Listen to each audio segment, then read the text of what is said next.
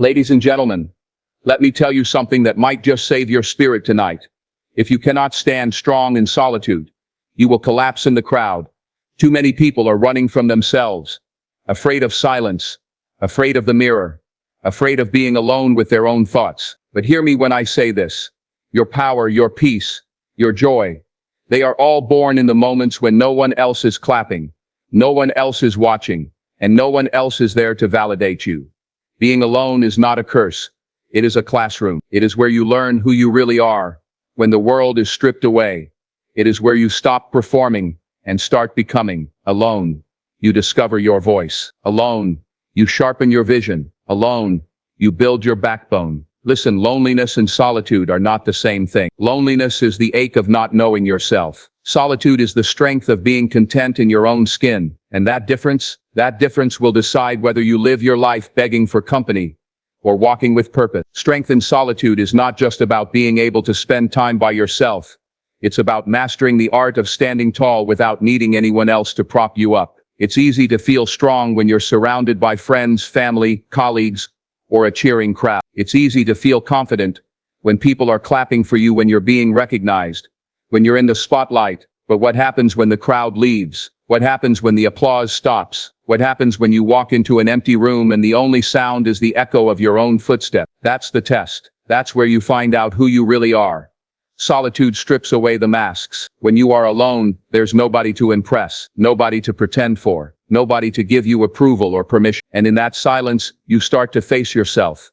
The real you, without filters, without distractions. Some people run from that silence because it feels uncomfortable. They drown it out with noise, with social media, with endless conversations, with constant company. They never stop to hear their own heartbeat, never stop to listen to their own thoughts. But strength comes when you stop running and you sit still with yourself. Strength comes when you can look yourself in the eye and say, I am enough.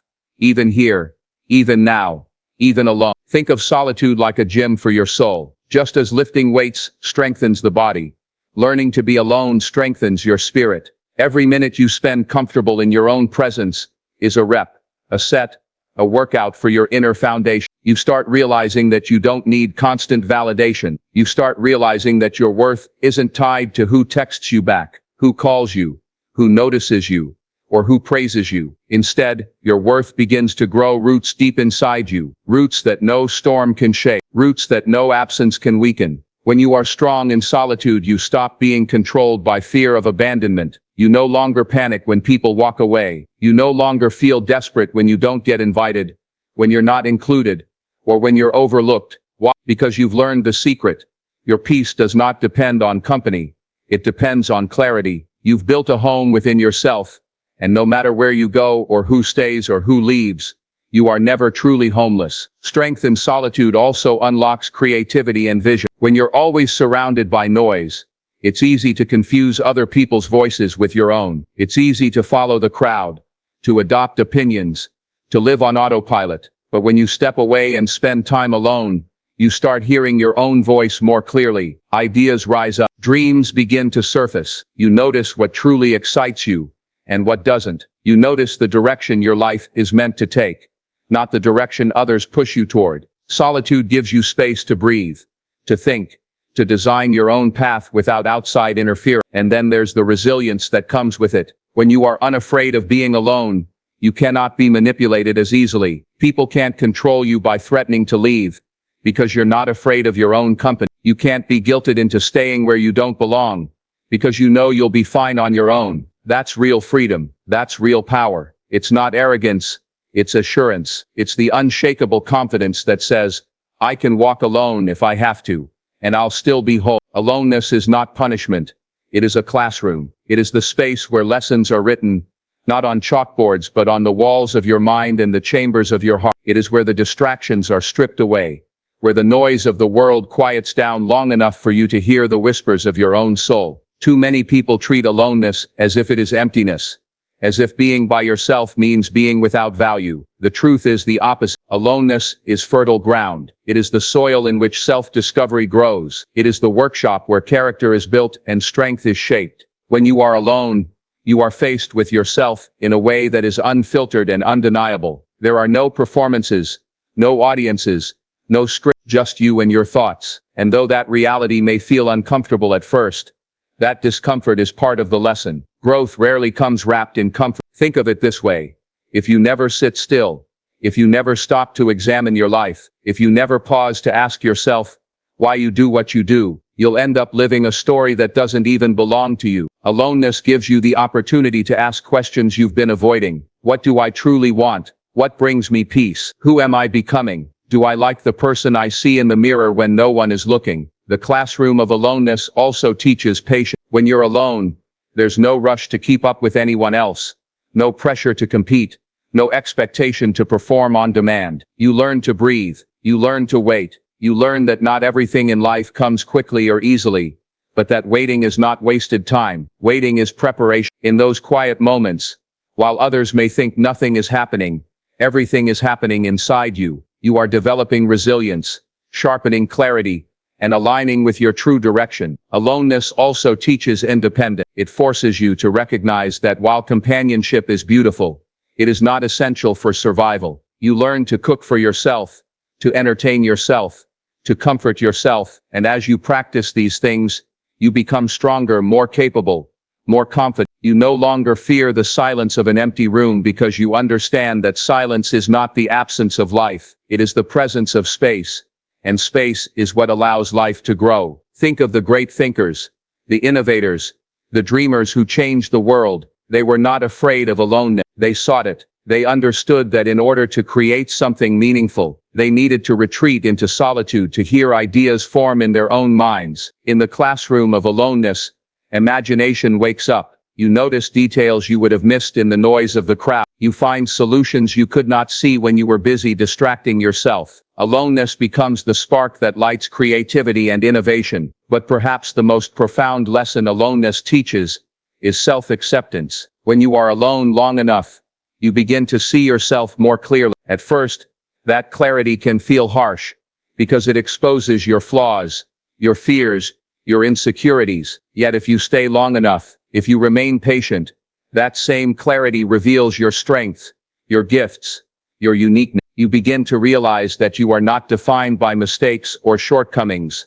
but by the way you grow through them. You learn that you are enough, not because someone told you, but because you discovered it in the silence. Loneliness and solitude are often mistaken for the same experience, but they are worlds apart. Loneliness is heavy. It feels like a void, an emptiness that aches inside your chest. It's the craving for connection, the hunger for someone to sit beside you, the yearning for validation that you matter to someone. Loneliness is like standing in a crowded room and still feeling invisible, unseen and It comes from disconnection not only from others but most importantly, from yourself. Solitude, however, is the complete opposite. Solitude is fullness. It is the quiet confidence of knowing who you are and being at peace with it. Solitude is when you sit in silence and instead of hearing emptiness, you hear clarity. Instead of feeling abandoned, you feel empowered. The difference between loneliness and solitude lies not in how many people are around you but in how deeply you know and accept yourself. Loneliness happens when you depend on external sources to feel whole. When your sense of worth comes only from someone else's attention,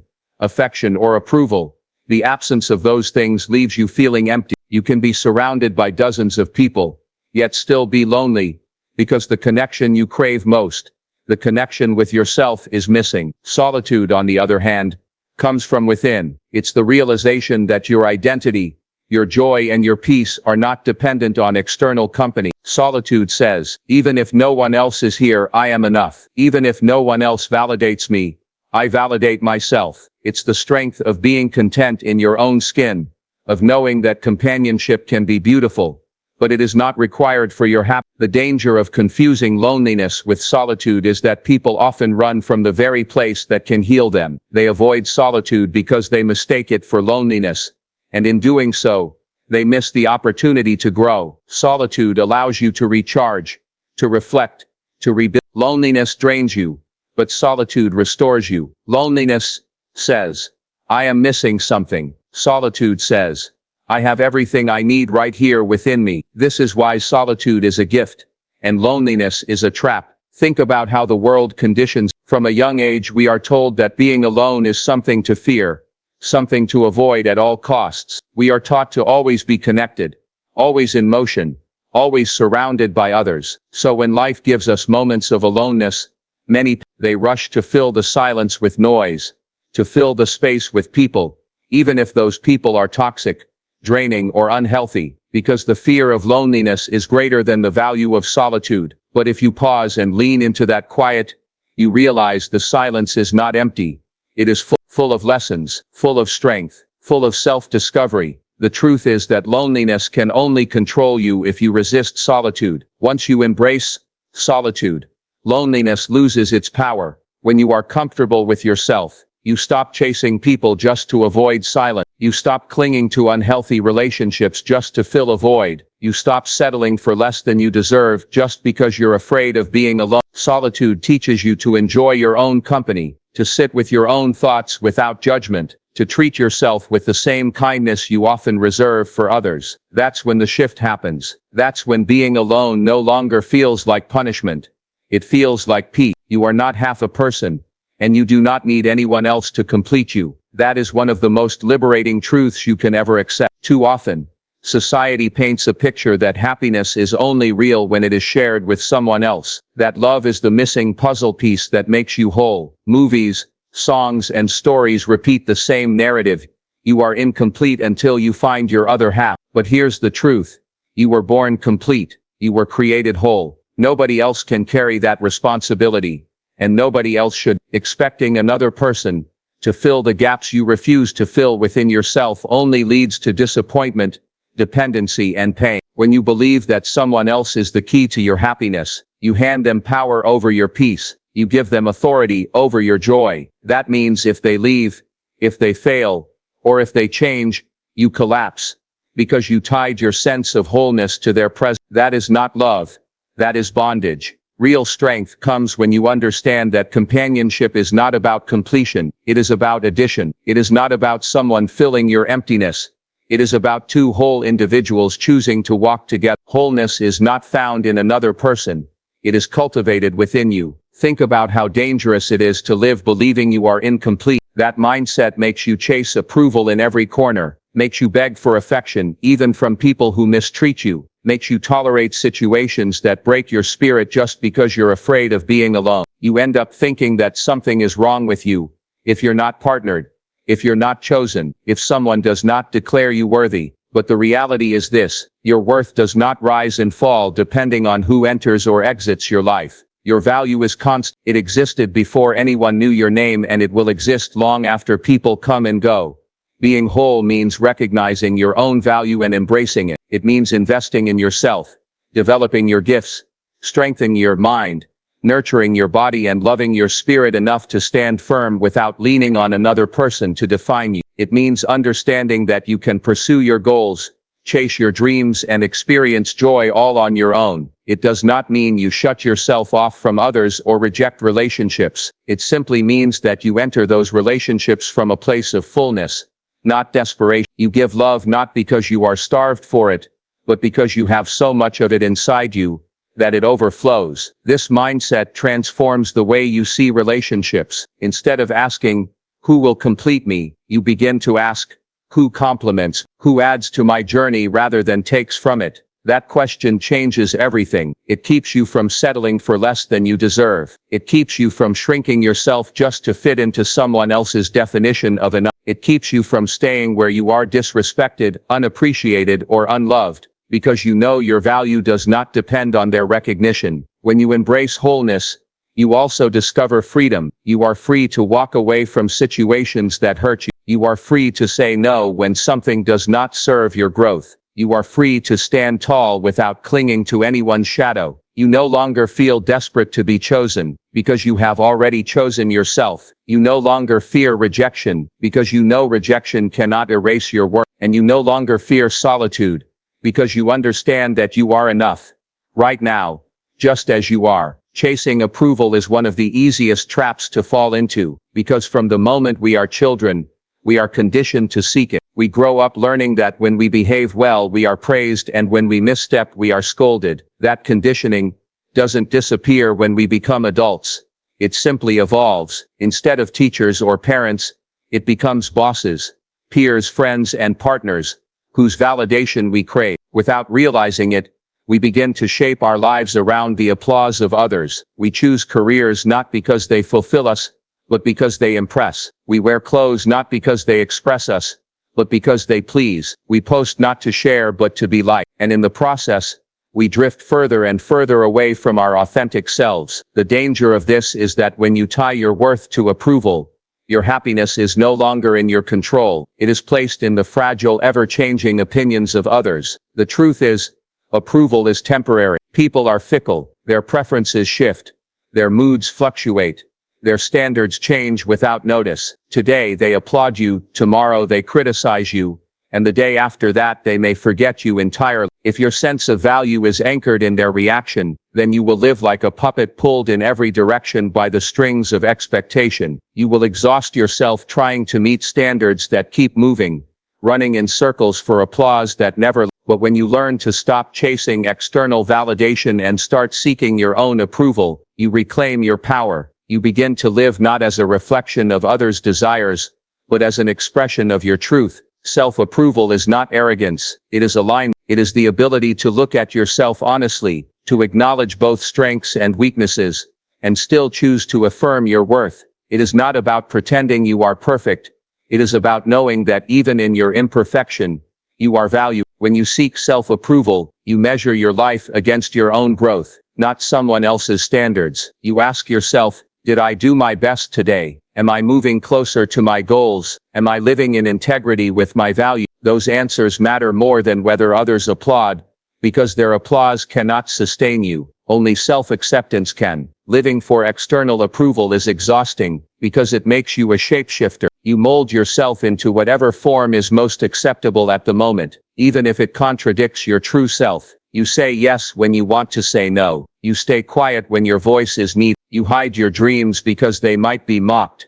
Or you follow a path that looks respectable, even though it suffocates your spirit. Slowly the weight of pretending erodes your joy. But when you stop chasing external validation, you stop pretending. You begin to live in alignment with who you truly are. And that alignment brings peace that no amount of applause could ever replace.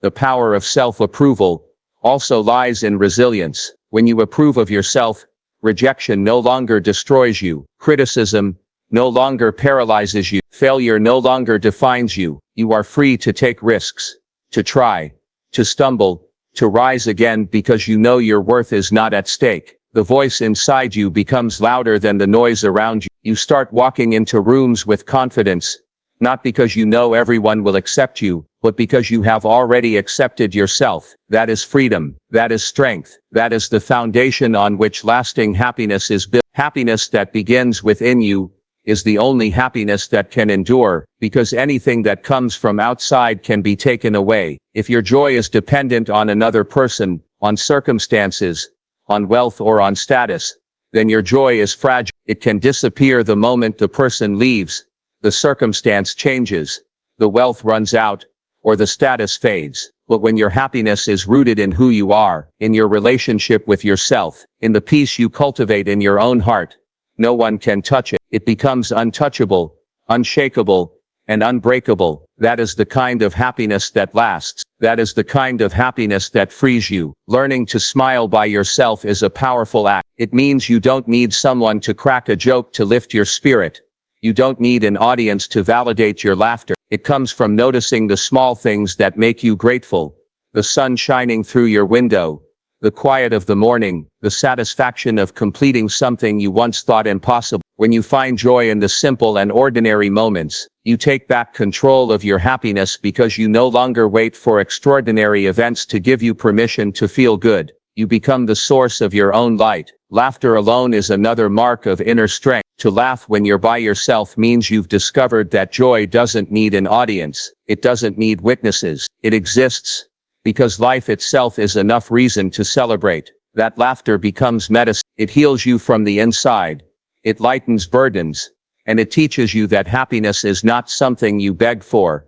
It is something you choose moment by moment, thought by thought. Being able to sit in silence and still feel full is perhaps the highest level of inner peace. Most people cannot sit quietly without feeling restless. They reach for their phones, for distractions, for anything to fill the stillness. But when you can sit alone without noise and feel content, you have reached a place of deep strength. You've learned that fulfillment does not come from external entertainment, but from internal alignment. You're not avoiding silence, you're embracing it. And in that silence you hear yourself more clearly. You hear your dreams, your intuition, your truth. That fullness in silence is happiness that no one can take away. When your happiness starts within, relationships become healthier too. You are no longer using people to fill a void, so you stop clinging to them out of fear. Instead, you can love freely, without conditions, because you are not depending on them for your joy. You enter relationships to share happiness, not to beg for it. You become someone who gives love abundantly, because you are already overflowing. That is why inner happiness is powerful. It transforms not only you but also every connection you have. This kind of happiness also makes you resilient in the face of loss, rejection. When others walk away, you don't crumble, because your foundation is not built on them. When failure comes, you don't lose yourself, because your worth was never tied to performance. When storms hit, you bend but you don't break, because your joy has roots that go deeper than circumstance. Happiness from within is not a smile plastered on your face. It is a quiet assurance, a steady flame that burns even when the wind tries to blow it out. It is strength disguised as peace, courage disguised as contentment, power disguised as calm.